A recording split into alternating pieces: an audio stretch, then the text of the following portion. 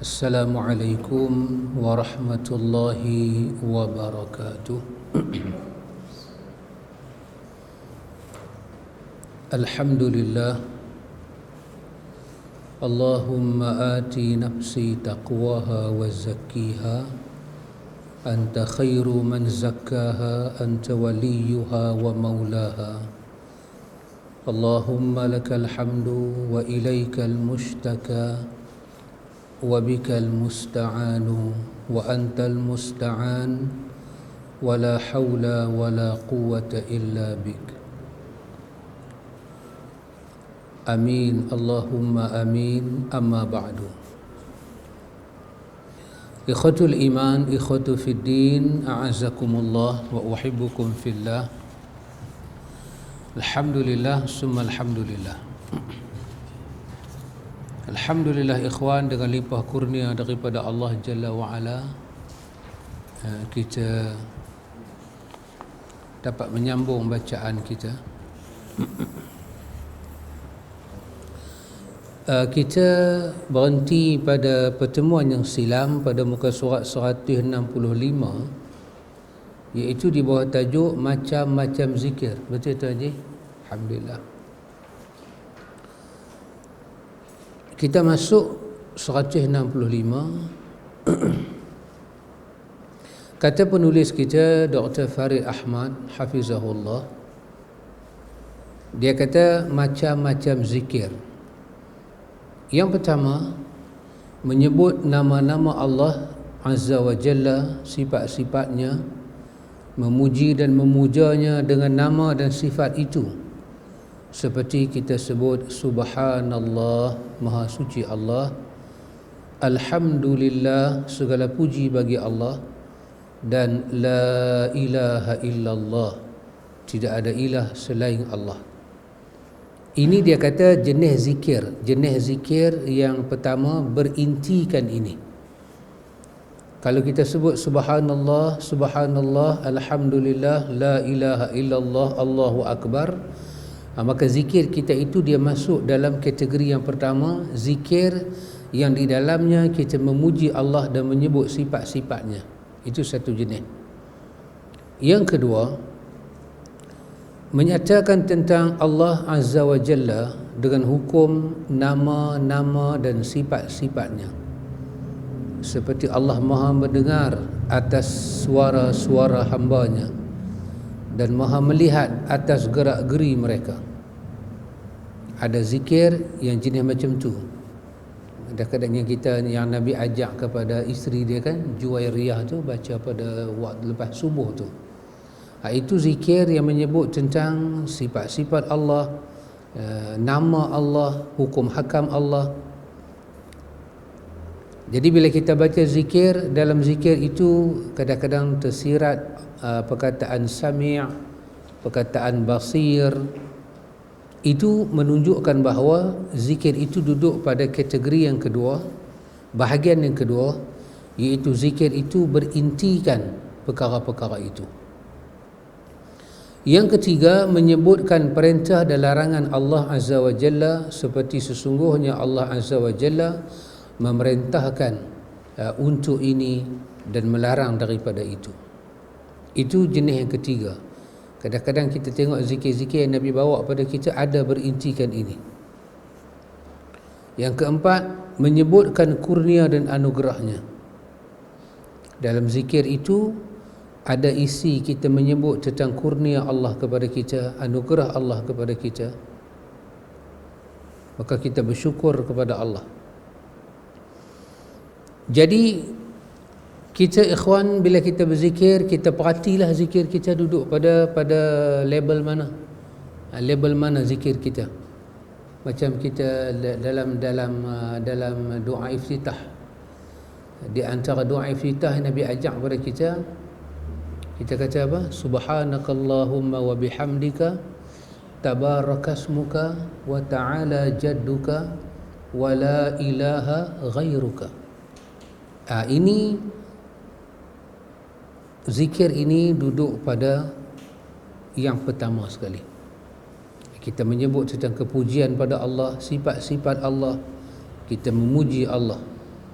Itu sangat dahsyat, itu sangat dahsyat. Jadi kerana itu ikhwan, kalau kita tahu zikir kita itu ada pada makam mana, selepas daripada kita berzikir, dia akan jadi sesuai, kita nak padu dengan doa-doa yang macam mana. Benda ni bukanlah menjadi syarat dalam zikir pun, tetapi penulis nak berkongsi dengan kita supaya kita tahu perkara itu, supaya kita tak zikir dalam keadaan kosong, dalam keadaan alpa, berzikir dalam keadaan khayal. Jadi kita tahu makam tu. Dan itu saya rasa pada pertemuan yang silam juga kita telah sentuh. Macam yang saya katakan dulu, antum yang suka didengar oleh para salaf, Allahumma lakal hamdu. Ini pertama mengandungi makamnya pertama. Makamnya pertama, Allahumma lakal hamdu. Yang kedua, wa ilaikal mushtaka. Betul? Betul. Kita minta pada Allah. Wa ilaikal mushtaka. Yani dia meletakkan pada makam yang kedua, iaitu kita sandarkan bahawa Allah Ta'ala itu tempat mengadu. Makam yang kedua. Wa bikal musta'anu. Wabikal musta'anu. Ini juga termasuk makam yang ketiga. Makam yang ketiga menyebut kurnia dan anugerah Tuhan. Kita kata wabikal musta'anu wa antal musta'an. Kita kata apa? Kita kata, ya Allah, dengan Engkau lah saya minta tolong. Kepada Engkau lah, dengan Engkau lah ya Allah tempat memohon pertolongan, dan Engkau lah yang menolong. Ini sekaligus kita melafazkan perkataan, kita bagi tahu, kata kita bersyukur kepada Allah sebanyak-banyaknya kerana Allah telah menyediakan diri Dia untuk tempat kita mengadu dan memohon pertolongan. Sekaligus di dalamnya juga berintikan permohonan. Bila kita kata wa ilaikal mushtaka, dia automatik maksud dia apa? Satgi kita nak mengadulah ke Tuhan apa hajat kita. Setelah kita sandarkan Allah itu al-mushtaka, tempat memohon, dan Allah itu al-musta'an, tempat memohon pertolongan. Allah tempat kita mengadu, Allah tempat memohon pertolongan, dan kita kata wa antal musta'an. Itu sesuai perkataan wa antal musta'an, dia termasuk kepada yang ketiga, dia termasuk dalam perkara ketiga. Sebab wa bikal musta'an wa antal musta'an itu adalah perintah Tuhan dalam suratul Fatihah, iyyaka na'budu wa iyyaka nasta'in. Dan kita kata wala haula wala quwwata illa bik. Ya, ini membalikkan kita kepada makam permohonan, penyerahan kepada Allah, dan dia juga berada pada makam tawakal. Maka para salaf suka sebut benda ni. Bila mereka susah, bila mereka nak mengadu ke Tuhan, mereka suka kata benda ni. Allahumma lakal hamdu wa ilaikal mushtaka wa bikal musta'anu wa antal musta'anu wa la hawla wa la quwwata illa bika. Dihimpun semua makam ada di situ. Kita ni ikhwan pelanduk mengaji lah, sekali kita nak dapat yang ni lah, nak dapat rasa dalam hati kita ni Allah lah tempat kita mengadu. Allah lah tempat kita mengadu. Baik ikhwan, setelah penulis menyebut kepada kita 3 makam zikir, maka penulis membawa kepada kita ini 3 makam zikir ini, 3 bahagian zikir ini, dia duduk di bawah tajuk yang ada pada tajuk yang kita baca hari itu, yang ada pada muka surat 154, berzikir kepada Allah Azza wa Jalla dan tilawatul Quran. Dia masuk peringan yang pertama, berzikir pada Allah, faedah-faedah zikir, sampailah tajuk tadi makam zikir. Maka penulis nak beralih kepada yang kedua, iaitu tilawatul Quran, iaitu ubat kepada hati ini, zikir dan tilawatul Quran, iaitu apakah yang menyebabkan hati kita hidup, Apakah yang menyebab hati kita ni ada manfaat? Iaitu berzikir pada Allah dengan tilawatul Quran.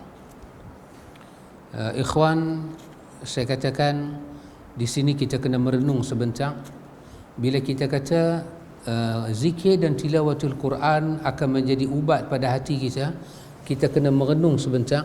Renungan apa? Zikir macam mana yang kita kena buat, tilawatul Quran macam mana kita kena buat, sehingga kedua itu menjadi rawatan penyembuh kepada semua penyakit dalaman kita. Yang macam mana kita kena buat? Yang tu satu muhasabah kita kena. Nabi dah sedia dah. Dalam Hisnul Muslim tu penuh dengan zikir-zikir Nabi ajak pagi, petang, semua dah. Cuma tinggal muhasabah kita, macam mana kita kena buat? Kita kena lawan diri macam mana? Sebab dia nak jadi apa dia? Tazkiyah, penyuci. Tazkiyah dengan makna kata benda kotor dia nak buang, kemudian dia nak simpan benda baik. Macam mana kita nak kena buat? Takkanlah dengan kita berzikir lagu tu setan duk diam peluk tubuh, dah kamu nak dekat diri pada Tuhan pi. Dia musuh kita. Dia keluarkan Adam daripada jannah. Dan dia tak akan benarkan pintu jannah itu terbuka untuk kita.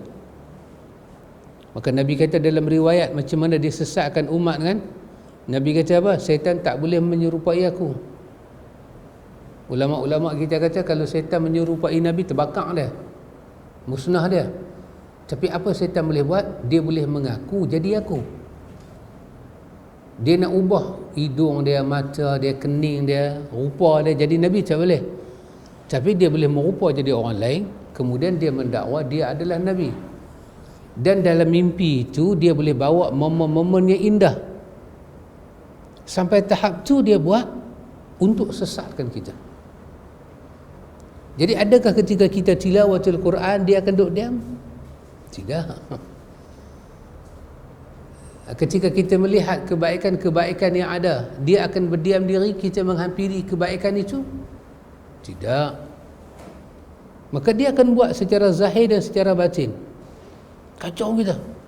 Maka akhirnya kita baca dalam bab salat kan, Nabi ajak kita ta'awuz, memohon perlindungan pada Allah. A'udzubillahi, kita ada a'udzubillahi samiil alim minasyaitanir rajim, betul?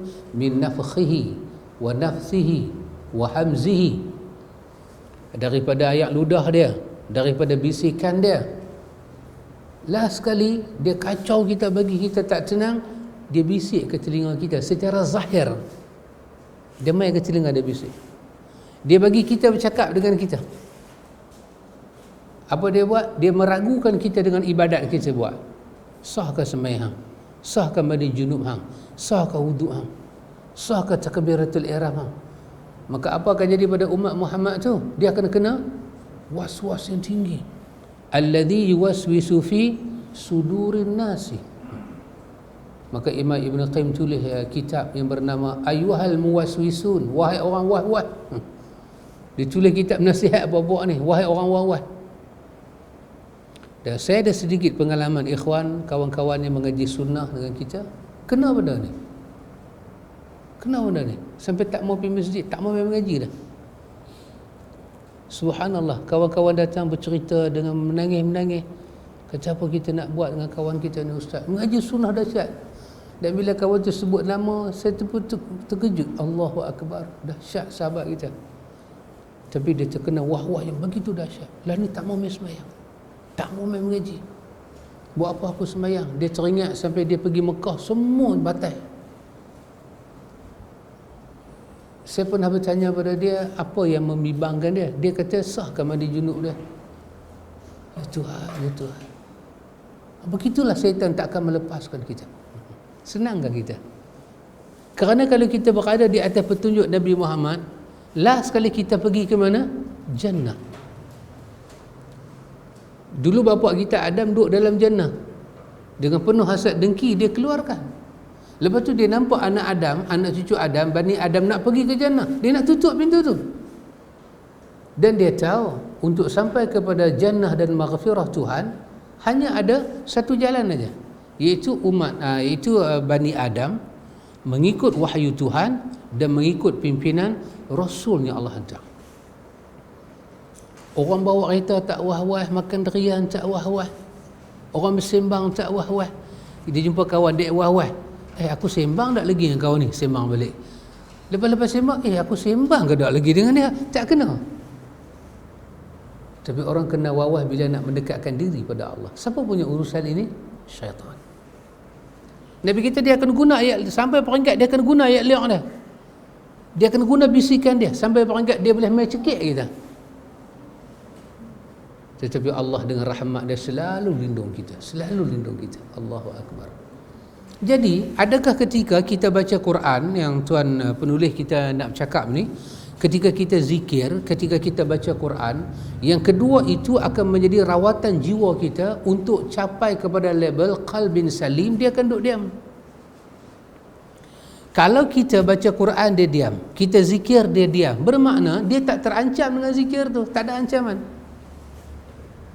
Dia tengok kita baca Quran dia renyeh, dia kata bagus kawan ni orang, bermakna zikir kita buat itu tak mengancam, tak menjadi cabaran pada dia, dan dia tak nampak pun jalan kita pakai itu nak mendekatkan diri pada Allah. Dia hanyutkanlah kita. Apa dia buat pada kita? Dia duduk pada kita. Faman zuyina lahu min su'i amalihi fara'ahu hasana. Apa dia buat pada kita? Dia bagi nampak, dia hias, dia indahkan benda jahat kita buat, dia bagi nampak benda terbaik. Dia buatlah kepada kita, ikhwan. Maka sekarang saya kata, ikhwan, setelah Nabi tinggalkan zikir pada kita, kita tahu kata tilawatul Quran itu membawa kita taqarrub pada Allah, maka tinggal sekarang macam mana kita nak buat benda ni supaya benar-benar benda tu membawa kepada kita sebagai satu penyucian pada Allah. Ikhwan, kita duduk seorang-seorang, kita menyanyi nasyid kan, kita bernasyid, dia tak kacau kita pun, sebab nasyid bukan penyucian jiwa. Nasyid just for entertainment, dia untuk hiburan halwa telinga. Kita dengar Hindustan, dengar nasyid, pentah dia sama, cuma yang ni nampaklah Islami sikit, tak ada hoha-hoha, menyanyi pun tangan semua duduk lagu tu, kalau buat tangan pun semua sama-sama je macam tu. Tapi kalau Hindustan, maulah penat tukang 2-3 baju. Tapi nasyid mana kita buat? Nasyid bukan penyucian jiwa. Penyucian jiwa adalah zikrullah dan tilawatul Quran. Dan tidak ada benda lain boleh mengalihkan posisi benda ini. Kalau ada manusia cuba nak membersihkan diri daripada Allah dengan tidak baca Quran, dengan tidak berzikir, dan dia nak tukar dengan benda lain, dia tak akan bersih. Ibn Qayyim kata dalam kitab dia, sesiapa yang tidak dibersihkan dia dengan Al-Quran, siapa yang Quran tak boleh jadi syifa pada dia, maka dia sudah tidak ada syifa. Siapa yang iman dia iman pada Allah, dia mengaku dia beriman, tapi semasa dia beriman pada Allah, Quran tak jadi syifa, Quran tidak jadi rahmat, Quran tidak jadi nur, Quran tidak menjadi hidayah, maka dia tidak ada iman dan dia tidak ada hidayah dah. Maka itulah position kita sekarang ni. Position kita bertarung. Kalau kita tidak bertarung, ikhwan, kita tak dapat apa-apa. Kita bolehlah berzikir, tapi kita tak dapat apa-apa. Dia tak menjadi tazkiyah. Tengok apa penulis nak kata pada kita. Bab zikir dia telah lalui, dan sekarang dia nak masuk pada kita bab keutamaan membaca Al-Quran dan menghafalnya. Penulis, ikhwan, dia cuba nak membawa pandangan kita melihat bagaimana kehebatan Allah bubuh dalam Quran. Quran itu kaya dengan apa? Penuh dengan apa? Syarat dengan muatan apa? Yang itulah yang akan jadi kita punya pembersihan jiwa. Keutamaan membaca Al-Quran dan menghafalnya. Sebaik-baik zikir adalah membaca Al-Quran. Itu dia mula dengan perkataan itu. Ini perkataan Imam Ibn Qayyim. Dikarenakan Al-Quran mengandungi berbagai ubat hati, sebagaimana disebutkan di dalam firman Allah Jalla wa'ala, wa nunazzilu minal qur'ani ma huwa shifaa'un wa rahmatun lil mu'minin wa la yazidu adh-dhalimina illa khasara. Terjemahan dia. Dan kami turunkan Al-Quran, sesuatu yang menjadi penawar dan rahmat bagi orang yang beriman, sedangkan bagi orang yang zalim, Al-Quran itu hanya menambah kerugian. Ini sangat dahsyat, ikhwan. Allah menyebut kami turunkan Al-Quran, yang pada Quran itu ada syifa dan rahmat. Tapi masalah dia, lam tu dibaca dengan baris bawah, lil mu'minina. Ini masalah dia. Rahmat tak akan wujud, syifa tak akan wujud melainkan pada jiwa-jiwa mukmin. Inilah ulama tafsir kata pada kita, ikhwan, kita tahulah jiwa kita mukmin ke tidak. Kita pandang Quran itu dengan pandangan apa? Kalau kita nampak dan kita boleh rasa Quran itu adalah syifa dan rahmat, maka itu menandakan iman bertapak dalam hati. Iman bertapak dalam hati. Ikhwan, kita khilaf sebahagian besar pandangan dengan orang-orang sufi. Dia orang kata kita tak tahu hati kita. Dia orang kata kita pun tak tahu apa yang dalam hati kita. Kita dalam tazkiyah Ahlussunnah, kita kata tak. Kita ma'ruf jiwa kita, kita kenal jiwa kita. Cuma atas kita lah, kita nak berubat ke tak berubat jiwa kita. A ada krisis dengan B. A jumpa B, suar tangan, minta maaf. B beralih muka. Takkan B tak tahu hati dia hati apa? A ada masalah dengan B. A jumpa B. B senyum. A beralih muka, khi'atui. Gelemah. Khi'atui. Takkan B tak tahu apa jiwa dia? Orang suar tangan, orang datang ke depan kita, Assalamualaikum. Ialah sebesar mana kesalahan dia. Sekarang dia duduk depan kita dan dia mengucap kalimah salam. Bicaranya bicara lisan, bukan bicara jiwa. Kita tak boleh nak tebuk hati dia. Ini Nabi nasihat yang besar kepada sahabat dia. Bila sahabat cerita dengan bangganya dalam peperangan kan, kawan tu nak mengucap 2 kalimah syahadah, saya bagi dia terus ya Rasulullah. Nabi dengar dia cerita tu, kira seolah-olah dia macam dia tahu lah taktik kawan tu. Nabi kata pada sahabat ni, kau bedah ke dada dia sampai kata ucapan la ilaha illallah dia tu palsu ke tak? Orang datang dengan 2 kalimah syahadah, kita kena ahlan wa sahlan. Orang datang kepada kita, Assalamualaikum, kalimah salam, kita tak jawab, kita beralih muka. Adakah masa tu kita rasa kita dekat dengan Tuhan? Tuhan yang kita sembah, kita doakan, Allahumma hdina fi man hadait, every morning, every fajar, when we pray solat fajar. Betul ya boleh? Nak Melayu kau orang betul? Takkan kita tak tahu Rabbul Alamin yang kita baca makan Bismillahirrahmanirrahim, dia bersifat dengan Rahman, dia bersifat dengan Rahim. Tuhan yang bersifat dengan Rahman dan Rahim tu, dia suka ke kelaku kita tu? Kita kata Tuhan tahu hati dia. Wallahi ya akhi, Tuhan tahu hati dia, tapi awak yang tak tahu hati dia. Dan antara dua situasi ni, Tuhan suka yang mana? Kita sambut salam dia ataupun kita ludah muka dia? That's time Tuhan bagi pelajaran kepada kita, apa hati kita. Ikhwan, kita tolak kebaikan orang kan? Surah Al-Isra kata pada kita, in ahsantum ahsantum li anfusikum wa in asa'tum falaha. Kalau kau buat jahat, Quran kata, kau akan makan dan tanggung jahat itu. Bukan kata akhirat, dunia kita tanggung bahana jahat. Pasal itu Imam Ibn Qayyim tulis satu kitab yang besar, ikhwan, yang mesti kita baca.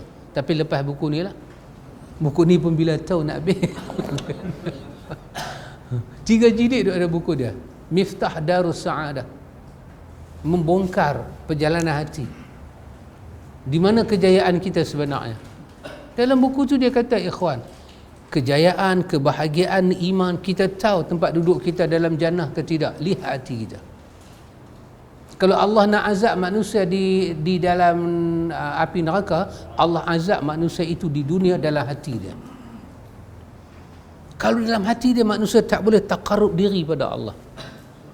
Takarub, dekatkan diri kita pada Allah. Bukan dengan zikir saja, tilawatul Quran. Nabi masuk Madinah, Ustaz nak baca hadis hari itu kan, Nabi masuk Madinah, benda mula Nabi buat apa? Nabi kita bagi salam, bagi makan, silaturahim. Semayang malam seorang-seorang, bagi orang tidur, jangan semayang depan orang, bagi orang tidur. Ini semua takarub diri pada Allah. Tadi kita bacakan Abdullah bin Ubay mati. Tadi kuliah kita tadi Abdullah bin Ubay mati. Ikhwan, antum boleh bayang, kalau kita timbang dengan neraca insan, apakah Nabi tak luka dengan perbuatan Abdullah bin Ubay? Oh ikhwan, ini benar-benar sirah membedah jiwa kita. Sebenarnya kita ni apa? Bukan orang lain, kita. Aisyah tak luka dengan perbuatan dia. Rumah tangga Nabi hampir, orang Kelantan kata bergeger. Betul? Oh tak betul ya, tak apa, tak betul, forget it. Tak betul aja saudara. Tapi boleh faham lah kan. Rumah tangga Nabi tak sporting langsung, angguk bila sikit, betul-betul golek apa lah, tak betul. Allah, bantulah sikit sahabat. Rumah tangga Nabi hampir bergoyang kerana perbuatan orang ini. Dan turun nas Quran, Allah nak buh dia dalam neraka. Dan turun nas Quran, selepas ini Muhammad, ba'din, lepas daripada ini Muhammad, la tusalli, jangan kamu sembahyang dah. Bukan siapa pun daripada mereka yang mati, jangan dah sembahyang. Tapi sebelum sampai ke situ, Imam Ibn Kathir cerita, Nabi pergi sembahyang. Bukan Muslim, Imam Muslim cerita, di akhir hayat dia, sebelum dia menghembuskan nafas terakhir, lagi satu durjana dia buat kat Nabi. Saya tak fikir, akhwan, kalau kita duduk tempat tu, kita boleh pergi ziarah orang ni ketika sakit. Tapi wallahi, ketika Allah menyatakan fi haqiqati Rasulillah, ketika Allah mensifatkan hakikat diri insan yang dia kasih ini, Rasulullah, Allah kata wa innaka la'ala khuluqil azim. Dahsyat. Pergi berjalan naik unta, pergi berjalan naik kaldeh. Nabi naik dengan Usamah bin Zaid, pergi sampai dia duduk pemanah Allah punya tempat. Dia boleh bangkit. Allah cerita dalam surah Hujurat, dia boleh bangkit. Dia tengok Nabi mai, geng dia kata kepada dia, Muhammad wa ashabu, Muhammad dan sahabat Muhammad mai. Dia boleh papah. Saya ingat dia kena corona apa time tu. Dia boleh papah diri dia. Apa dia papah? Dia nak kata ahlan wa sahlan kat Nabi, tak. Sepatah dia kata ilaika anni. Ikhwan, perkataan dia dicatat dalam Sahih Muslim yang tak akan hilang sampai kiamat. Apa dia nak buat sekarang di alam barzakh? Ini kita dah sakit, orang datang ziarah kita, sepatutnya ahlan wa sahlan, terima kasihlah ziarah saya. Tapi dia papah diri dia, sakit, untuk duduk atas katil, sarir dia atas katil, untuk kata apa? Ilaika anni ya Muhammad. Bahasa kita kata, hang boleh melingkuk dah Muhammad. Ya Allah, ya Allah. Dan bila jadi lagu tu, dia tambah sepatah, dia kata busuk kadai kau naik itu dah menumpang pada engkau dan menyakiti. Bau tu menyakiti hidung aku Muhammad. Ilaika anni. Sahabat tak boleh tahan, sampai jadi berkelahi dalam rumah dia. Turun surah Hujurat, suruh mendamaikan. Dan ini adalah akhlak manusia yang tak bau syurga. Ikhwan, adakah kita nak tiru yang tu? Kita jumpa orang, kita tahu dia buat jahat ke kita, dia fitnah kita, dia kata macam-macam dia buat ke kita. Kita selisih tengah jalan, dia kata Assalamualaikum. Kalau kita beralih muka, khaitui, kita ikut sunnah siapa?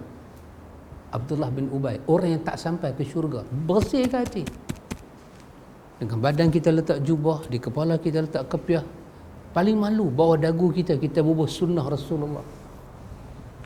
Kita wanita, kita bertudung, menutupi aurat syariat, mengharapkan jannah Tuhan. Tapi orang bagi salam, kita beralih muka. Tak ingin aku nak jawab salam, bagi salam kat aku, buat apa? Macam Mak Dara kata kat Kasim kan, kau datang ke sini buat apa? Pergi main muzik. Itu mak darah. Takkan kita nak ikut mak darah? Last sekali bagaimana kematian mak darah? Mak darah mati apa? Mati terkujur. Okay? Dia Kasim keluar dengan mata yang buta. Allah Kasim. Habis, tak boleh buat apa. Orang yang paling menyesal siapa dia? Sabar dia. Tapi wasiat Kasim telah ada. Jagalah tajudin dengan baik anak kita. Di mana kita? Selama ni kita mengaji, kita itu. Sekarang ni bukanlah dunia kadang-kadang kita berjumpa orang bagi salam. Sekarang ni kita ada dunia yang lebih moden. Kita ada kita punya apa?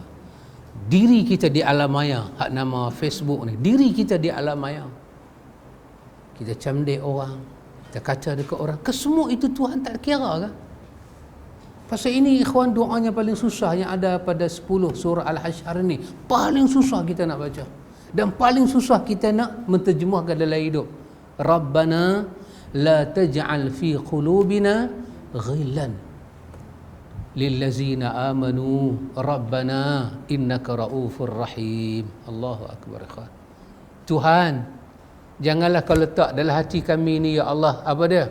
Benci, iri hati dan dendam pada saudara yang beriman macam kami pada Engkau ya Allah. Tolong ya Allah.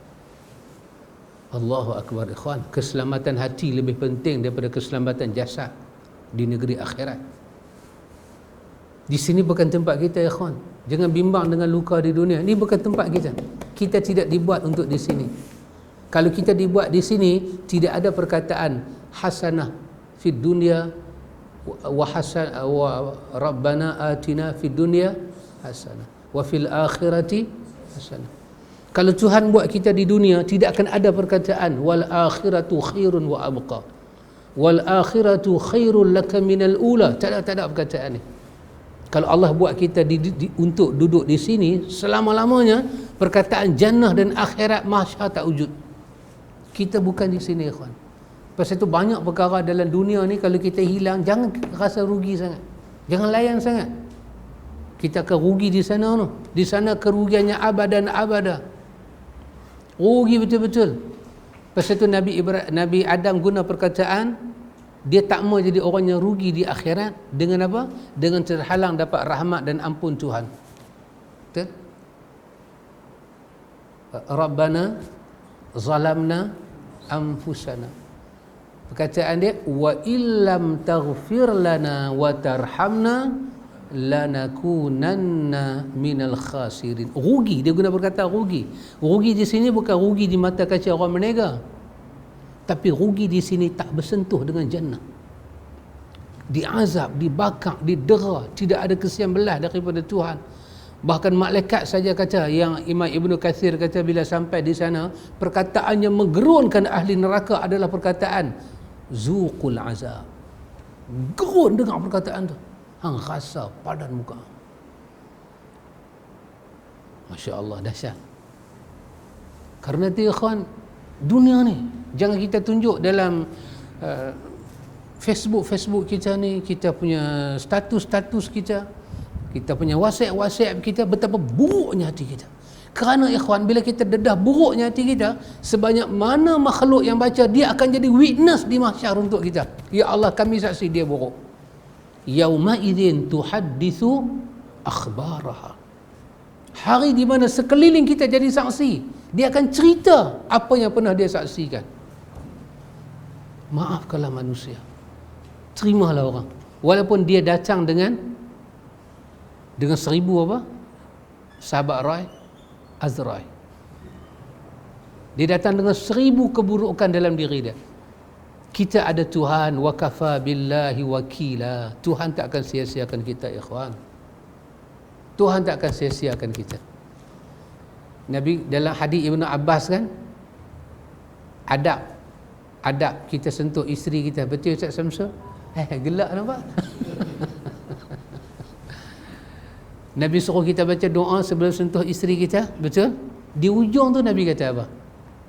Kita sentuh bini kita baca doa ni. Apa Nabi kata? Setan tak akan mudaratkan anak kamu. Macam tu Allah lindung kita dengan bismillah. Tak semudah itu setan datang. Tapi apabila kita buka hati kita seluas-luasnya, kita bagi dia masuk, ketika itu dengan mudah dia masuk. Dia masuk, dia perosok dendam, dia perosok benci. Dia buat kita orang mengaji ni lupa kepada Nabi itu adalah sirah, suri teladan. Yang ni paling dahsyat, ikhwan, paling dahsyat. Bila kita marah, kita lupa Muhammad itu kita ucap ketika kita jadi orang Islam. Wa asyhadu anna Muhammadan Rasulullah.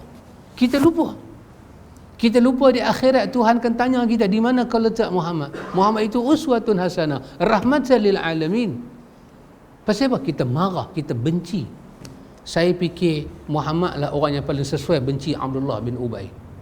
Kalau kata meluat tak boleh pandang, bukan kata orang bayang pun tak boleh pandang, Muhammad lah paling patut tak pandang bayang Abdullah bin Ubay. Tapi dalam riwayat tadi kata apa? Bukan kata Muhammad salat, Muhammad bagi baju kat dia. Dia ada riwayat tambahan, Muhammad bagi ayat liak kat dia. Itu sifat orang dendam ke? Ikhwan, pasal itu kita kena muhasabah diri, ikhwan. Hak tak mengaji lembab ni kita ni. Kita kena muhasabah apa kita buat dalam hidup ni. Kenapa ya ikhwan? Corona duk attack kita lah ni. Kena jalan ni. Kena mati. Dia ganas. Dia bukan Siba Gangga, dia mana punya Gangga pun tak tahu ni. Dia mana punya habis kau ni. Dia mengamuk pada kita. Dia marah sungguh kita, apa yang kita buat kat dia, betul tak? Kita pun tak kenal dia, tapi dia marah sungguh. Dia main seolah-olah ada Tuhan hantar dia main. Seolah Tuhan dia marah dengan kita. Alam ini tidak bergerak dengan sendiri. Alam ini ada Tuhan. Gempa bumi ada Tuhan. Gunung berapi ada Tuhan. Ribut makhluk. Angin makhluk. Banjir makhluk. Makhluk tak bergerak dengan sendiri. Makhluk bergerak dengan perintah Tuhan dia, pencipta dia. Dia marah kita. Apa pasal pula? Kita dah tengok subuh kita sembahyang elok cara sunnah. Tahlil kita tak buat. Apa sebab dia marah kita? Dia marah sungguh kita ni. Tak bagi muka. Dia attack belah utara. Kena dia ambil. Kena dia bawa pergi ke alam barzah. Dia heret pergi ke alam barzah, Habib jawab sana. Confirm sana ada mungkar nakir. Masya Allah, ikhwan. Jadi kita betul lah ku ampusakum wa ahlikum. Nah, kita defend diri kita, ikhwan. Jaga diri kita supaya jiwa kita ni jadi jiwa yang mutmainnah. Bila kita baca Quran, Assalam. Quran itu tazkiyah pada kita, ikhwan. Tazkiyah. Inilah yang susah kita nak buat, ikhwan. Tengok Allah turunkan Quran, dia kata sebagai ubat. Dalam Quran itu ada apa? Ada syifa, ada rahmat, dengan syarat kita kena menyediakan medan jiwanya mukmin pada Allah. Firman Allah, ya ayyuhan nasu qad ja'atkum mau'izatun min rabbikum wa shifaa'un lima fi suduri wa hudan wa rahmatun lil mu'minin. Wahai orang-orang yang beriman, sungguh telah datang kepada kamu pelajaran Al-Quran dari Rabbmu, penyembuh bagi penyakit yang ada dalam dada, dan petunjuk serta rahmat bagi orang yang beriman. Ini surahnya ke-10 ayat di 57 surah Yunus. Di sini pula, ikhwan, Allah sebut ada 4 benda dalam Quran. 1, mau'izah. 2, syifa. 3, hudan. 4, rahmat. Pun di ujung tu dikatakan lil mu'minina. Itulah medan dia. Kita kena sediakan jiwa beriman pada Allah. Beriman pada Allah. Macam mana kita nak buat? Quran itu adalah mau'izah, pelajaran. Bila kita dengar Quran, kita mudah berubah. Kita dengar dia mudah didik kita. Sangat mudah didik kita. Allahu Akbar. Hati kita keras, Quran tak jadi mau'izah. Quran itu adalah syifa, penyembuh penyakit yang ada dalam dada, sudur. Penyakit apa paling besar, kata Imam Ibn Qayyim? Penyakit yang akan kita bawa bertemu dengan Allah, yang bila Tuhan bedah penyakit itu kita tak mau tengok. Tak mau tengok. Penyakit syirik nombor 1, kita tak mau tengok. Sebab murka Tuhan mengerikan. Isa saja alaihi salam takut dengan soalan itu. Yang Allah cerita di akhir surah Al-Maidah. Isa takut soalan itu. Adakah engkau, Isa, kau pergi habaq pada manusia, ambil engkau dan mak engkau menjadi Tuhan selain daripada aku? Isa sangat takut. Sampai Isa akan jawab, innaka antal a'lamul ghuyub.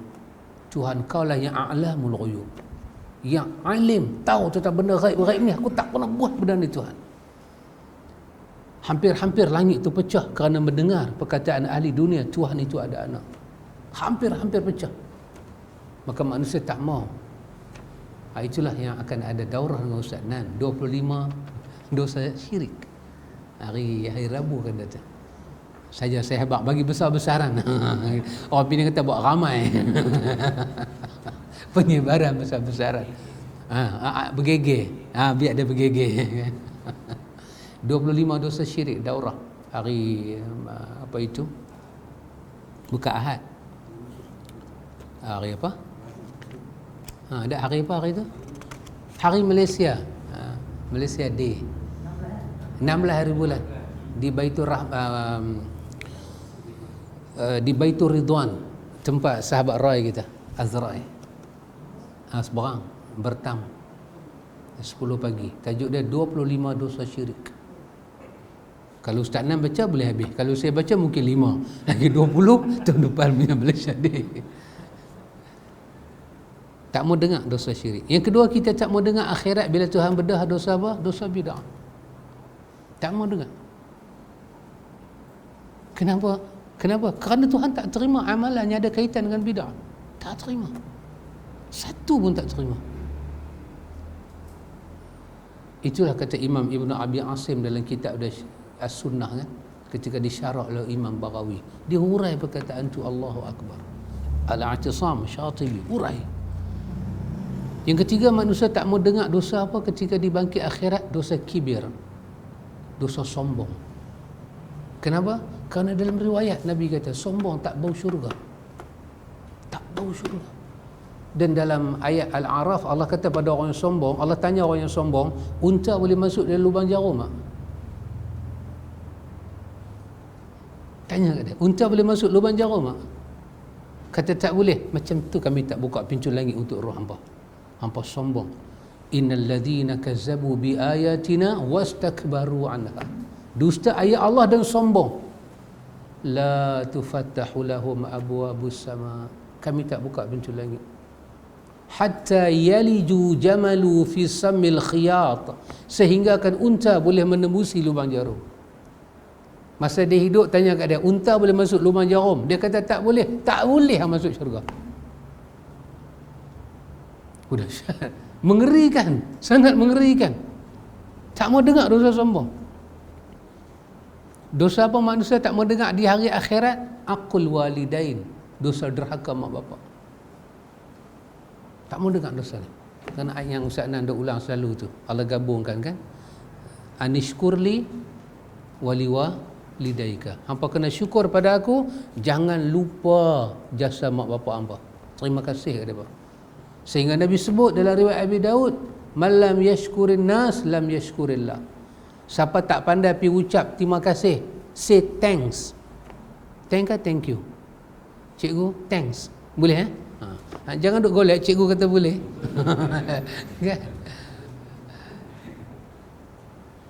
Kita ni satu orang yang tak reti say thanks kepada orang yang buat jasa pada kita. Dianggap kita ni tak bersyukur sempurna pada Allah. Agama katalah pada dia, jazakallahu khairan. Mudah-mudahan Allah balas kebaikan kau ni lebih baik daripada apa yang kau buat pada saya. Itu satu jenis doa. Tak ada doa pun kita say thank you sahabat. Apa orang putih kata apa? Ada saya tarik beg kawan tu. Bukan tarik beg curi. Di atas tu saya tarik. Dia cakap bahasa orang putih, saya faham, tapi saya nak abang tak reti. Bahasa Melayu kata saya menghargai jasa awak. Macam mana cikgu? Appreciate. Alamak, sabar Roy. Maafkan saya tu Haji. Haji kita, maafkan saya. Betul-betul suara siapa ni? Appreciate dia kata. Maksud dia saya sangat menghargai. Yes. Orang dengar. Allahu Akbar. Pada kita tolong satu-satu orang apa? Dia buat doa. Kita berarti menyesal. Silap aku pergi tolong, biar mampu pun tak apa tadi. Yes.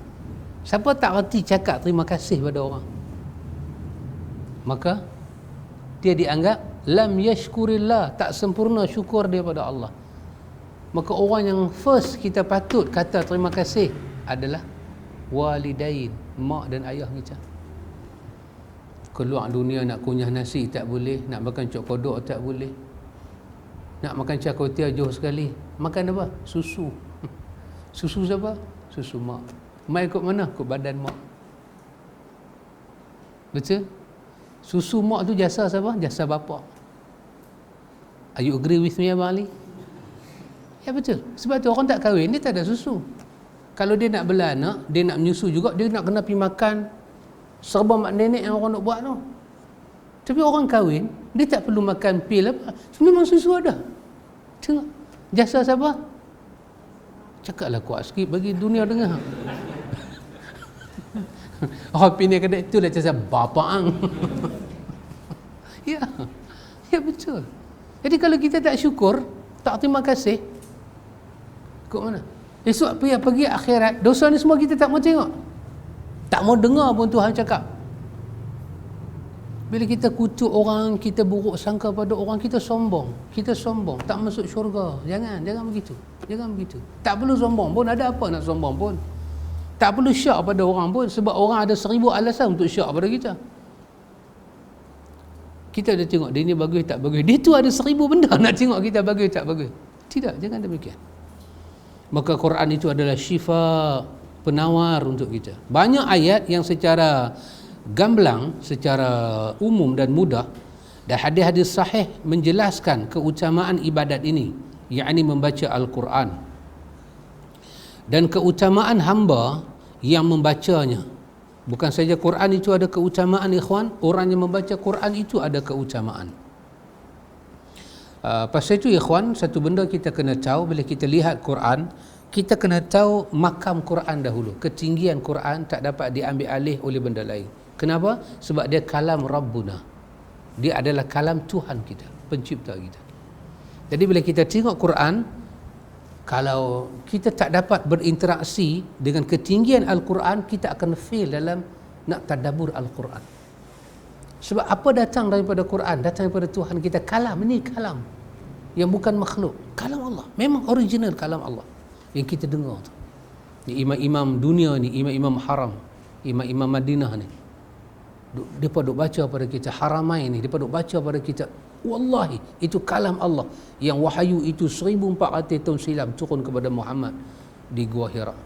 Sepanjang hayat dia turun munajam sikit demi sikit demi sikit. Bila kita tak boleh berinteraksi itu kalam Rabbuna yang sangat tinggi, kita tak boleh mengambil mau'izah daripada dia. Maka kita akan jadi seperti orang mati. Hang bacalah 30 juzuk pun tak ada mau'izah. Maka mesti kita tahu ketinggian. Kita nak sombong, kita nak angkuh, kena tahu ketinggian kalam Tuhan kita. Maka Allah Jalla wa'ala, ikhwan, untuk bagi pengetahuan pada kita, Allah Jalla wa'ala bagi tahu pada kita tentang kedudukan Al-Quran. Bila kita interaksi, kita baca, kita tahu apa dia.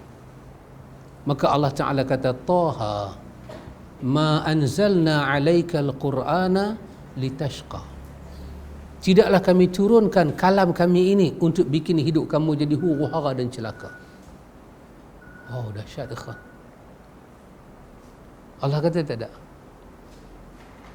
Tapi Quran kata, la yaslaha illa al-ashqa.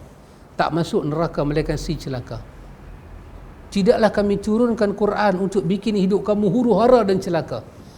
Ma anzalna alaika al-Qur'ana litashqa. Supaya kamu jadi porak-peranda, celaka, hidup kamu jadi tak tentu arah. Tidak. Tidak, itu bukan kami turunkan Quran.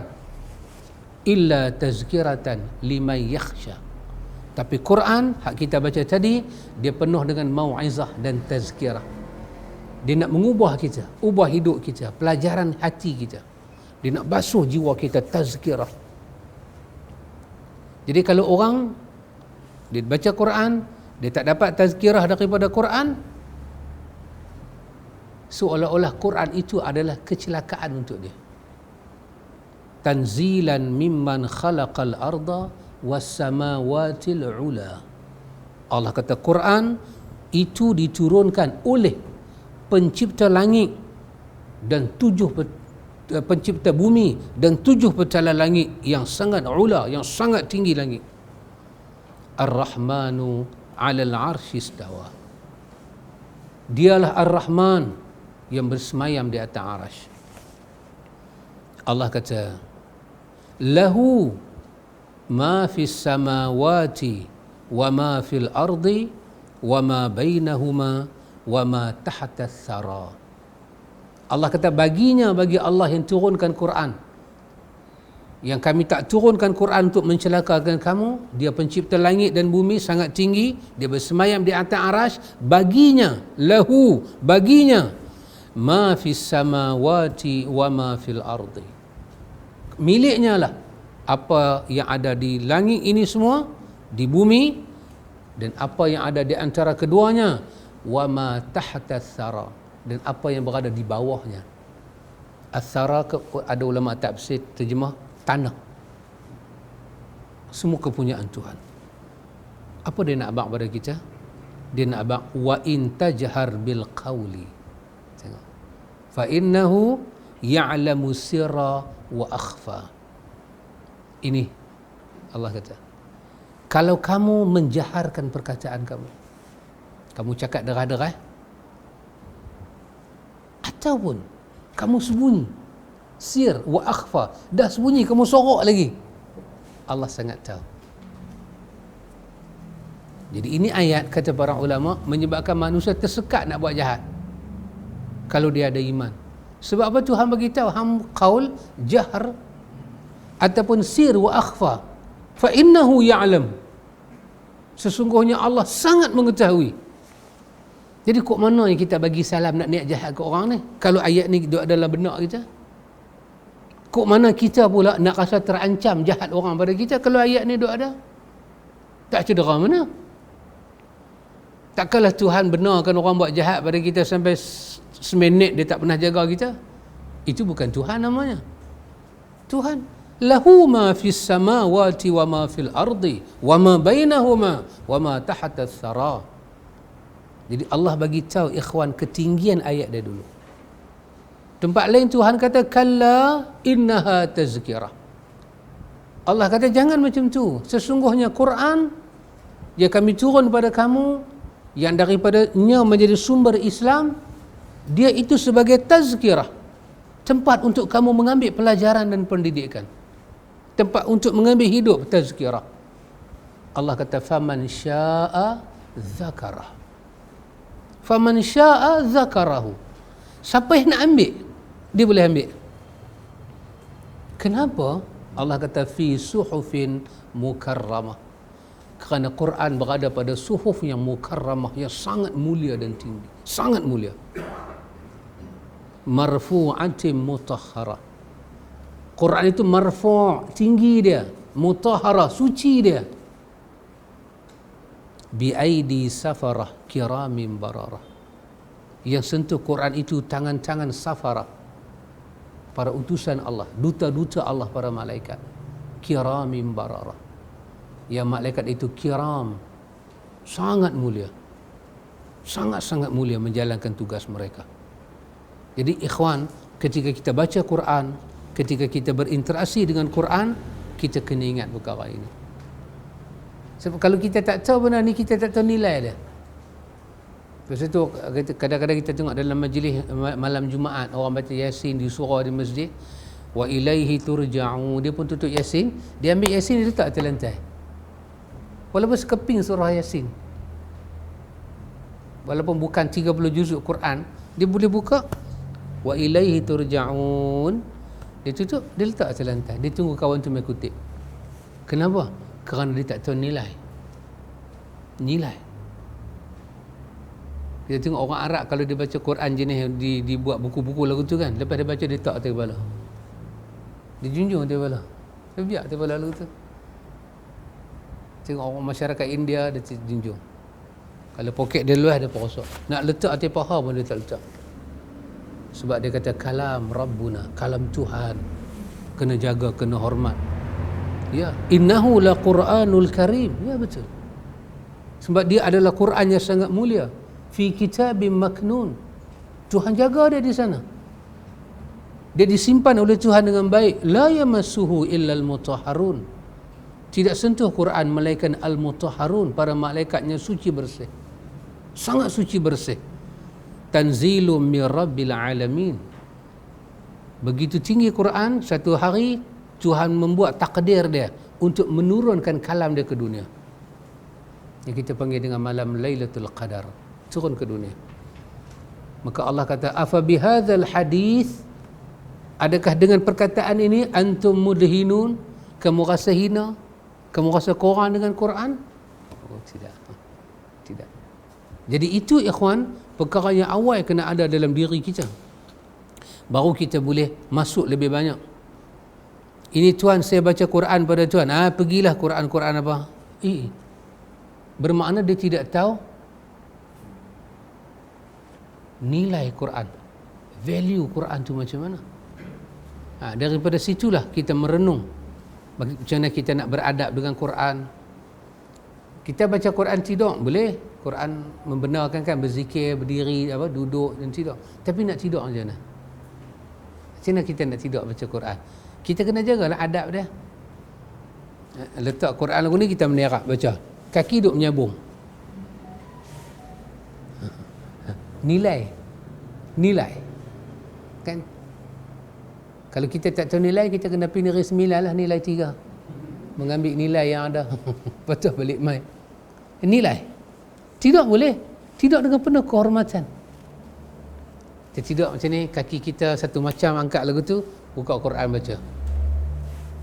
Siapa pun tak boleh kata apa, tapi kita sendiri, ni kalam Tuhan, tidaknya macam mana? Muhammad baca Quran atas riba Aisyah, rekod, tidak rekod, baca, tidak atas riba Aisyah, berat belah kanan, maknanya muka Nabi ke perut Aisyah, tidak baca. Sangat takut dia tidak beradab dengan Quran. Wah, kita kuat lentang, kupu-kupu, kuat bebas. Wow, amazing. Kita dahsyat. Kita ni dahsyat. Kita ni betul-betul dahsyat. Bukan dahsyat, dahsyat. Inilah firman Allah Ta'ala.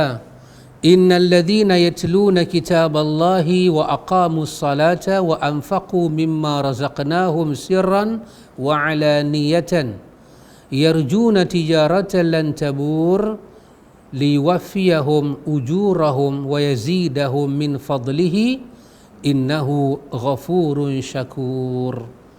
Sesungguhnya orang-orang yang selalu membaca kitab Allah, yakni Al-Quran, dan melaksanakan salat dan menginfakkan sebahagian rezeki yang kami anugerahkan kepadanya dengan diam-diam dan terang-terangan, mereka itu mengharapkan perdagangan yang tidak akan rugi, agar Allah menyempurnakan pahalanya kepada mereka dan menambahkan kurnianya. Sungguh Allah Maha Pengampun lagi Maha mensyukuri. Ini ikhwatul iman, dia menyebut tentang ada satu golongan yarjuna tijaratan lan tabur. Yarjuna tijaratan lan tabur, iaitu orang yang mereka mengharapkan tijarah, bisnes dengan Allah. Tijarah mean big business. Kalau bayar, bisnes kecil. Dengan Allah, Allah selalu guna perkataan tijarah, big business. Kita buat satu modal besar dan kita berniaga besar dengan Tuhan. Ada golongan yang mereka ini yarjuna tijaratan, mengharapkan satu bisnes besar dengan Tuhan, yang bisnes tu lan tabur, dengan menafikan kerugian. Sekali-kali tak akan rugi, kata Allah. Lan tabur, tak akan rugi. Jangan takut rugi. Lan tabur, bukan lam, lan. Apa panggil Ustaz ni? Nafi kan? Cikgu? Mu'abbad kan? Kita panggil apa? Dalam nahu, bila guna lan, dia merujuk kepada fi'il mudhari' kan? Sekali-kali tak akan rugi. Ya. Sekali-kali. Nafi, tabur, kamu tak akan rugi. Tapi ini siapa dia orang ini? Pertama, mereka ini yatluna kitab Allah. Lepas selalu tilawatul Quran, baca kitab Allah. Lepas tu dia bersemayang. Dia suka infak pada jalan Allah dalam keadaan sirran dan alaniyah. sembunyi-sembunyi dan terang-terangan. Dalam hati mereka mengharapkan ini menjadi satu bisnes dengan Tuhan, insya-Allah tak akan rugi. Pasti tak akan rugi dengan Allah. Dan Allah Ta'ala kata akan sampai di mana hari Tuhan akan menyempurnakan ujurahum, balasan untuk mereka. Macam mana Allah Ta'ala buat? Allah Ta'ala akan tambahkan wa yazidahu min fadlihi, kurnia Tuhan ditambah pada mereka. Kenapa Tuhan buat demikian? Sungguh Allah Ta'ala ni ghafur dan syakur. Allah ni suka ampun orang, dan Allah suka membalas orang yang syukur kat dia. Dahsyat Allah. Maka salah satu orang yang Tuhan akan balas dengan ganjaran yang baik kepada ikhwan, orang yang tilawatul Quran. Dari Uthman bin Affan radhiyallahu an, dia menyatakan Rasulullah sallallahu alaihi wasallam telah bersabda, khairukum man ta'allama al-Qur'ana wa 'allamahu. Orang yang paling baik di antara kalian adalah yang belajar Al-Quran dan mengajarnya. Allahu akbar ikhwan. Orang yang paling baik di kalangan kamu adalah orang yang belajar Quran dan mengajar Quran. Kalau saya datang pada antum ni, saya duk baca, kita duk kongsi benda ni kan dengan antum.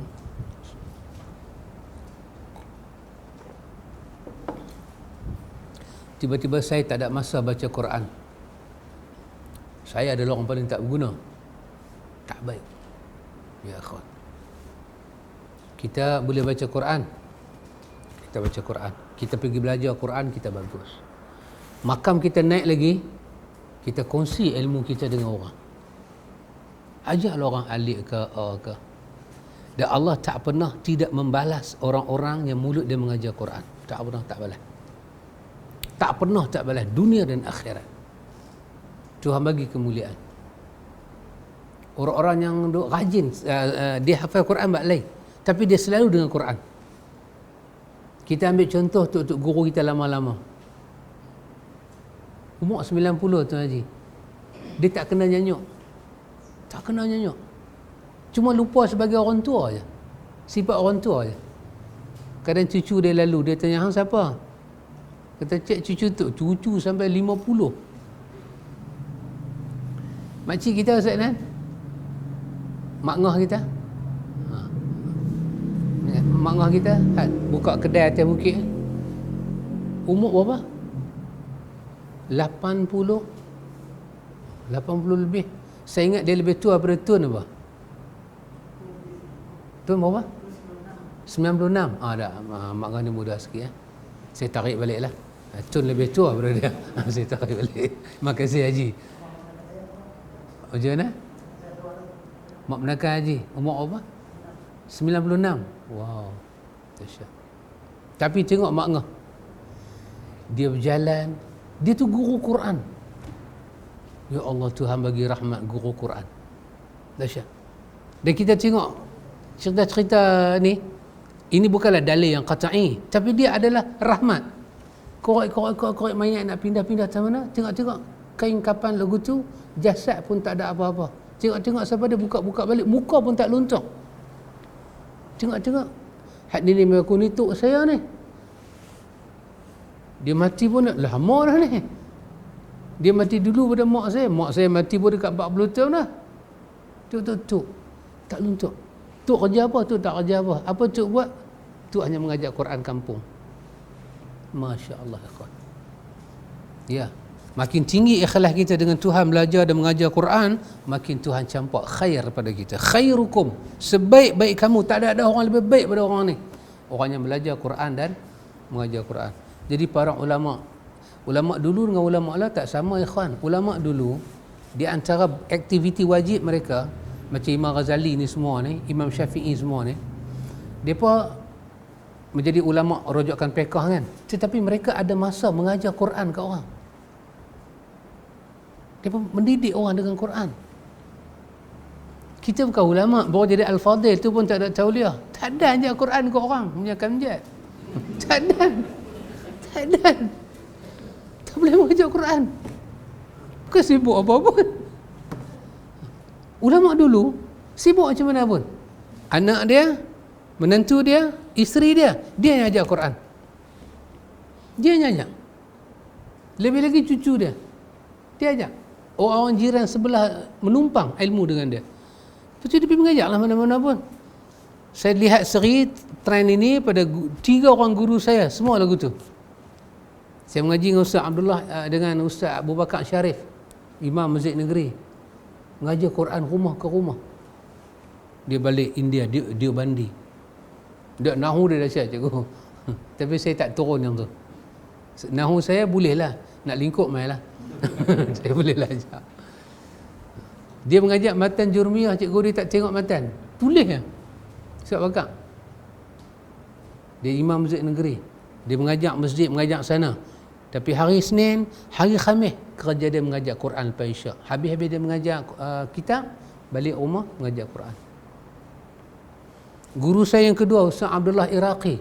Rumah dia Kampung Dodoi, tempat mengajar Quran. Mengajar Quran. Dia ajar cara qiraat Baghdadi. Orang kan Iraq punya qiraat pakai gendang kan. Dia panjang pendek dia kaitkan dengan bunyi. Nak ajak boleh lah. Bukan kata berkenaan, menari terus dia ajak. Lepas tu Syekh Maulud Al-Azami, dia mengajak di masjid. Dia duduk kat masjid, mengajak khutbah, mengajar tafsir, mengajar tu. Lepas asar, Quran. Lepas asar rutin dia mengaji Quran. Duduklah, siapa nak minta semik hafalan ke dia duduk lepas asar. Dia sandar kat tiang di masjid dia tu. Sandar, dia besar. Sandar, mai sebab baca Quran. Pergilah kita duduk dengan dia. Tak boleh dia tegur, dia pejam mata dia lagu tu, dia ajar. Semua ajar Quran. Para ulama tak pernah pisah dengan Quran. Kita hari ni masuk televisyen, Allahu Akbar. Kita kadang-kadang ada rumah besar, kita nak buat kelas Quran rumah kita tak ada. I'm so busy, I'm so tired. Maka nanti setiap ulama-ulama akhir zaman ni akan malu depan Tuhan. Malu depan Tuhan. Pasal tak boleh. Dalam bab ni saya sangat rendah diri dengan Ustaz Nan. Ustaz Nan mana dia dengan Quran? Satu Pak Long. Pak Long tak ada, saya boleh abang. Dah syar Pak Long. Habis subuh je baca Quran. Saya tahu ni semua muka ahli Quran. Beza dengan muka saya, tengok beza. Saya tahu tengok dengan Abeli sebelum pergi Cholesta baca Quran. Potong ikan baca Quran. Allahu Akbar. Dah syar Abeli. Saya tak tahu lah saya nak kata apa beli. Allahu Akbar. Saya kena minum banyak beli. Allahu Akbar. Baik, sudah yang nak merepet. Dari Aisyah radhiyallahu anha, Rasulullah sallallahu alaihi wasallam bersabda, "Alladhi yaqra'ul Qur'ana wa huwa mahirun bihi ma'as safaratil kiramil bararah. والذي يقرأ القرآن وهو يتتعتع فيه وهو عليه شاق له أجران."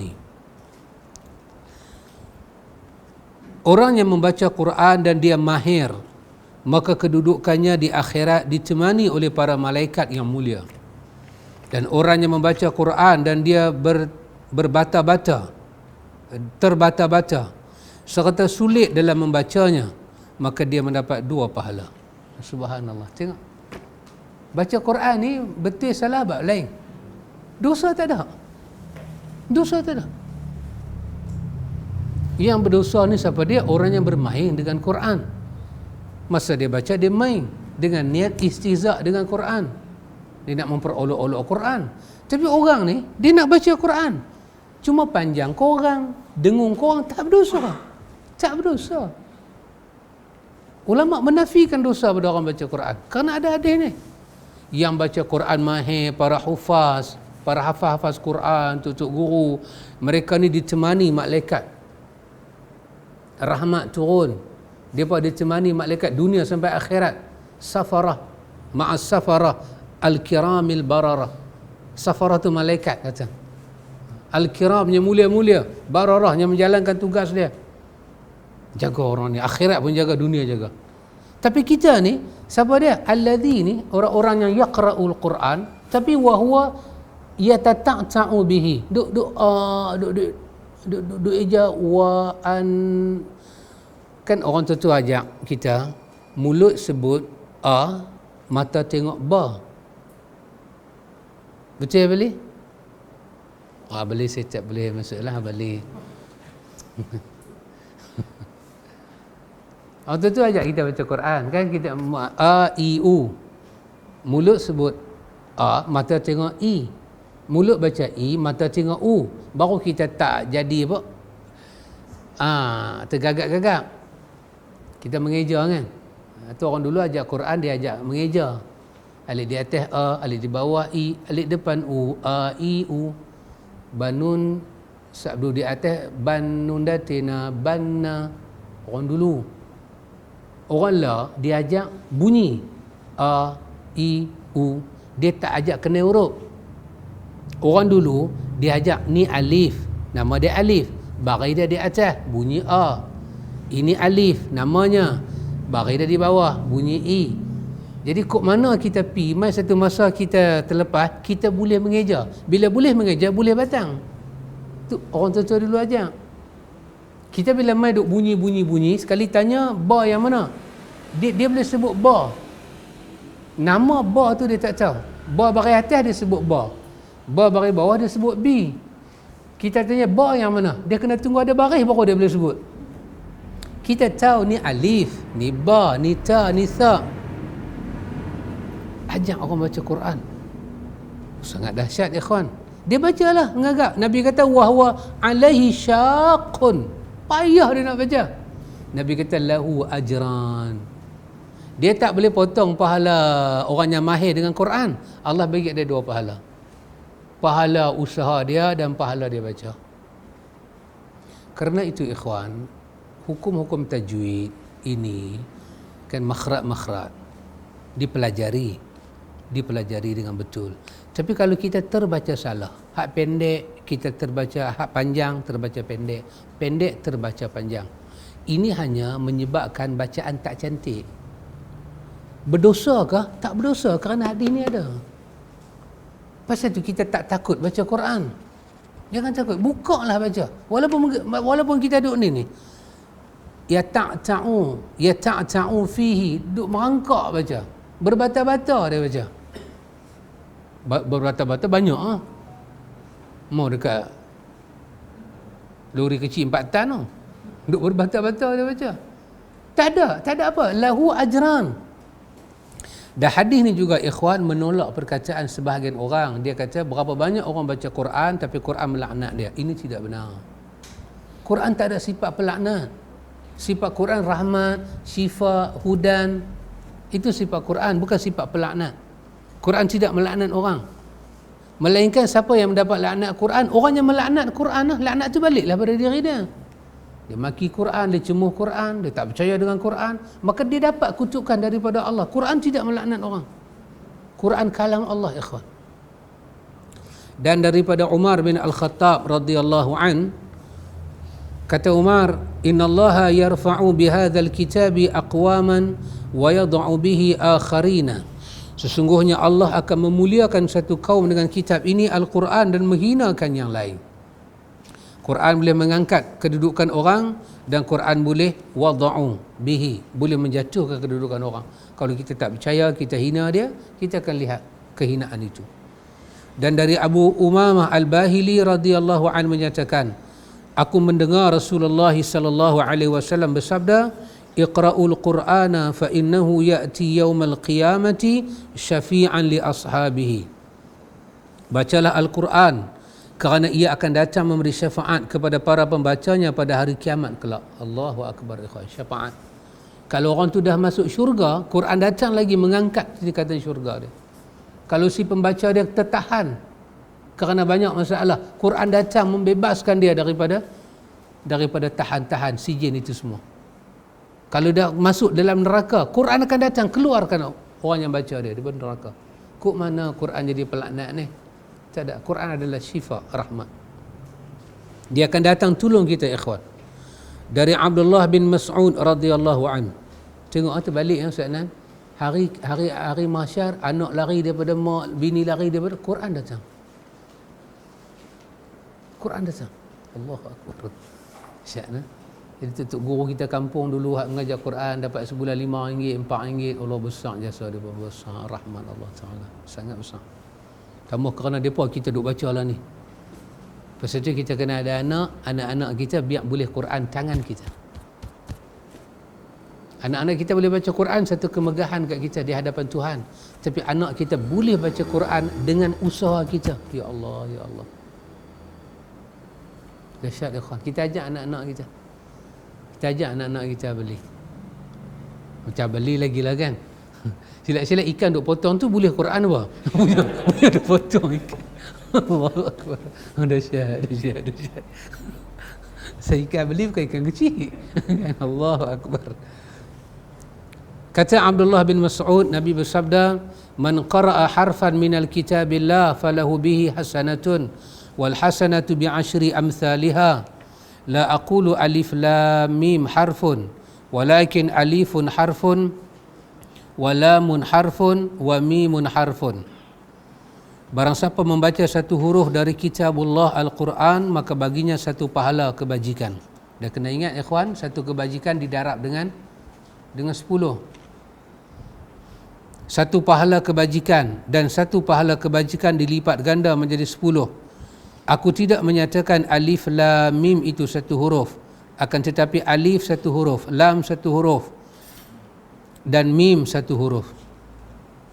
Allahu akbar. Quran saja, hal lain tak ada. Quran saja. Quran saja diberi pahala ikut huruf. Bukan kata di dunia ikhwan, di hari akhirat pula. Tengok apa Allah buat dengan Quran. Dari Abdullah bin Amr bin Al-As radhiyallahu anhuma bahawa Rasulullah sallallahu alaihi wasallam bersabda, yuqalu li sahibil Quran iqra'u wartaqi warattil kama kunta turattilu fid dunya fa inna manzilataka 'inda akhiri ayatin taqra'u biha. Kelak akan dikata pada ahli Quran, bacalah dan naiklah, kemudian bacalah dengan tartil sebagaimana kamu membacanya ketika di dunia, kerana sesungguhnya tempatmu pada akhir ayat yang kamu baca. Itu dia Allah layan di akhirat. Baca Quran. Berhenti kat mana? Berhenti kat mana tu kira balik nak letak dia syurga kat mana. Berapa huruf dia baca? Dia berhenti ayat last tak mana? Di dunia dan akhirat. Tak mana cerita tu. Mulia sungguh tempat orang baca Quran. Sampai akhirat tu. Allah panggil dia, mai sini yang. Hang baca. Wartaqi warattil. Baca Quran.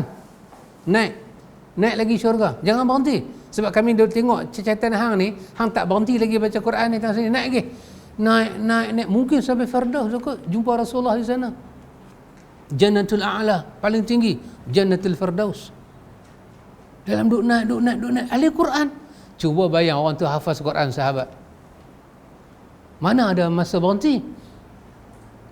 Dah sekali naik ke muncak. Naik punya naik. Nampak Rasulullah. Allahu Akbar. Syurga paling tinggi. Dan kalau orang tu tak baca Quran, sibuk ceramah, sibuk forum. Forum pun dahsyat-dahsyat. Gelora remaja yang main ni tua-tua bangka. Yang bergelora remaja duk pelik. Apa sebab dia ni? Kan? Tak ada baca Quran. Allahu akbar. Dahsyat ikhwan. Dalam asar disebut daripada Umar Al-Khattab, kata Umar, taqarrab ila Allah azza wa jal mastata'ta fa innaka lan taqarraba minhi fa innaka lan taqarraba ilaihi bi syai'in ahabbu ilaihi min kalamihi. Dekatkanlah diri kepada Allah sesemampumu. Ketahuilah, sesungguhnya tidak ada sesuatu yang mendekatkanmu pada Allah yang lebih dicintai olehnya daripada kalamnya. Kita nak dekat diri pada Allah, paling best dengan apa? Zikrullah, tilawatul Quran. Tapi tilawatul Quran duk nombor satu. Pasal kita baca Quran, bersihkan hati kita, dengan pahala besar berkat. Kata Uthman bin Affan, Lau tahurat qulubukum ma syabi'at min kalami rabbikum. Jika hati kamu bersih, kalian tidak akan merasa kenyang dengan kalam Rabb kalian. Kalau hati kita bersih, kita baca Quran tak pernah puas. Nak baca lagi. Tapi bila kita baca sekali, kita mengantuk, time tu lah mengantuk landing, mengantuk main cari kita, itu menunjukkan kita ada masalah. So jangan tanya ustaz, saya baca Quran saya mengantuk, nak cari ubat apa? Ni ubat dia. Saya makan Nescafe, Nescafe bukan ubat. Nescafe campur dengan kopi, bukan ubat. Nescafe campur kopi, campur V apa tu? Bukan Viva besar.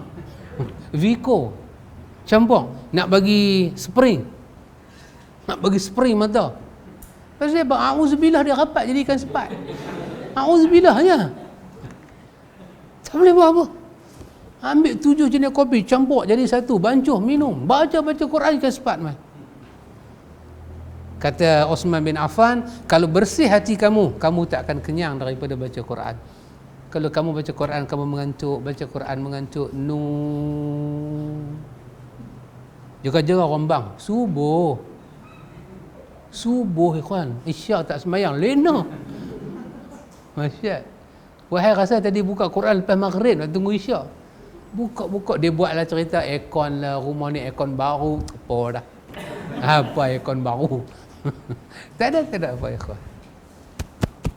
Kita punya da' yadaka ala sadrik. Letak tangan kita di atas dada. Kata Abdullah bin Mas'ud, man kana yuhibbu an ya'lama annahu yuhibbu Allah falyu'rid nafsahu 'ala al-Qur'an fa in ahabba al-Qur'an fa huwa yuhibbu Allah fa innamal Qur'anu kalamullah. Barang siapa ingin mengetahui bahawa dirinya mencintai Allah, ini ucapan Abdullah bin Mas'ud, maka ukurlah dirinya dengan Quran. Apabila dia mencintai Quran, maka dia mencintai Allah, kerana sesungguhnya Al-Quran adalah kalam Allah. Mana boleh kita tak tahu baca kalam Tuhan kita? Tak boleh. Baca tak lancar, lain dikira boleh baca. Baca tak betul, panjang pendek, masuk dalam boleh baca. Ni yang saya maksud, tak boleh baca, tak tahu nak sebut. Kita tunjuk bismillah, dia tak boleh sebut. Maknanya tak boleh baca. Tak boleh. Ini satu penyakit yang kalau ada pada kita, sangat disujud syukur oleh Iblis. Iblis sangat sujud syukur kita tak boleh kalam Tuhan. Seperti mana Iblis sangat seronok. Sujud syukur tu maksud saya bukan dia pergi sujud syukur, dia gembira lah, dia happy. Sebagaimana dia happy bila umat boleh beribadat pada Allah tidak dengan petunjuk Muhammad. Sangat happy. Kemudian penulis kata, termasuk di dalam bab menyucikan jiwa ini adalah istighfar. Ikhwan, izinkan saya kata sepatah sebagai penutup. Kita ikhwan, kita siang malam pagi petang kita cuba belajar apa-apa kita boleh belajar, dan saya tahu antum adalah orang yang bertarung dalam hidup. Siang antum sibuk dengan kerja, masing-masing cari kehidupan. Bila malam badan kita pun letih kan. Tapi antum masih ada masa untuk dalam majlis ta'lim ini. Pada saya penghargaan yang Tuhan bagi pada kita lah. Cuma ikhwan, masa kita pendek, masa kita short time. Kita tak tahu kita nak mati bila, kita nak apa bila. Ikhwan, andai kata kita mati, tolong ikhwan, dalam hidup kita ni jangan ada apa-apa wasiat dalam hidup kita kepada anak cucu kita yang bersifat busuk hati. Jangan bagi ada. Jangan ada tinggal pesan pada anak-anak kita, orang ni musuh aku, orang ni musuh mama, orang ni musuh bapa. Jangan buat baik dengan mereka. Jangan bagi mereka ziarah mayat aku sekalipun. Tolong jangan bagi ada dalam wasiat kita pada keturunan kita. Kerana celaka dan padah dia sangat dahsyat dalam kubur. Sangat dahsyat. Saya ada perkara yang saya nak sebut tapi saya tak boleh sebut. Satu kejadian yang terjadi saya tak boleh sebut, tapi di atas itu saya cakap. Sangat mengerikan ikhwan. Apabila kita meninggalkan wasiat-wasiat yang tak patut kita tinggal. Pasal masa kita hidup kita geram ke orang. Kita rasa sangat apa yang orang buat ke kita. Betul, memang kawan tu mengaku dia buat. Tapi dia datang minta maaf. Dia datang sebagai tetamu minta maaf. Nak mengeruhkan mana yang apa, nak mengeruh pula dah, yang nak menjernih. Kalau keruh nak buat klorin balik. Nak menjernihkan mana yang keruh. 9 katil lagu tu lah. Mai tadi pun tak makan apa lagi. Dia tunggu Abang Zul nak buat apa hari ni tak tahu lah. Kan? Kita sakit sangat. Sakit yang kita tanggung ni luka makan dalam. Malam-malam kita tidur, air mata kita beralih, air mata turun, basah bantai. Mengenangkan kakak kita buat, abang kita buat, dan dia tanggung parah sangat. Maka di ujung rumah dia pesan, mayat ni, orang ni jangan bagi mai semayang, tengok pun tak mau. Dan dia pesan keturunan ini jangan buat baik dengan bangsa ni. Yang dia kata tu semua dia beradik dia. Dahsyat ikhwan. Dan yang dahsyat saya kata apa? Anak pinak laksanakan itu. Laksanakan itu.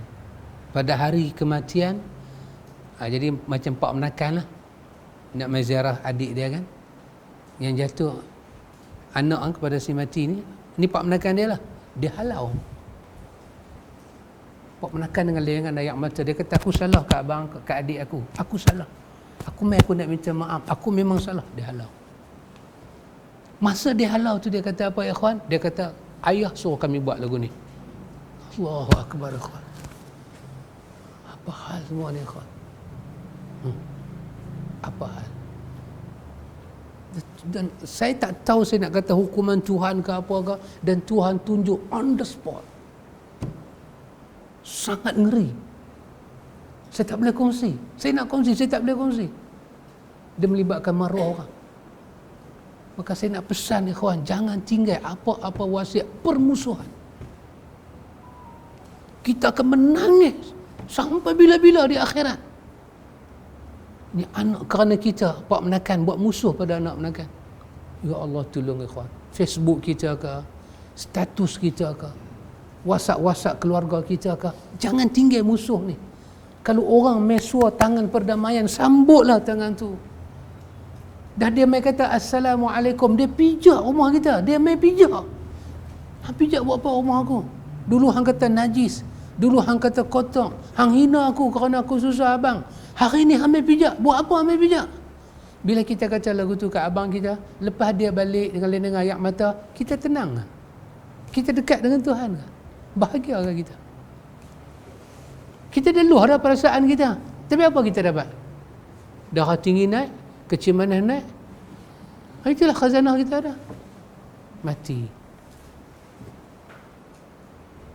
Pak menakan pula sedih, anak-anak menakan buat lagu tu. Dia pula pesan dekat anak-anak dia. Sahabat, orang buat bapak, memang bapak kita salah, tapi orang bagi malu di depan rumah mayat lagu tu, kita sebagai anak tak rasa. Bermakna pemusuhan ini telah ada sambutan dia. Sepupu sama sepupu pula jadi. Hari mayat duk ada, dia pun tak kata apa. Dia tanam semua, lepas seminggu jalan tak mana, pergi jumpa tak mana-mana, dia tak tegur sepupu dia. Siapa aku nak tegur? Hari tu hamba kata apa? Tegur kayu, tupak aku. Musuh lagi.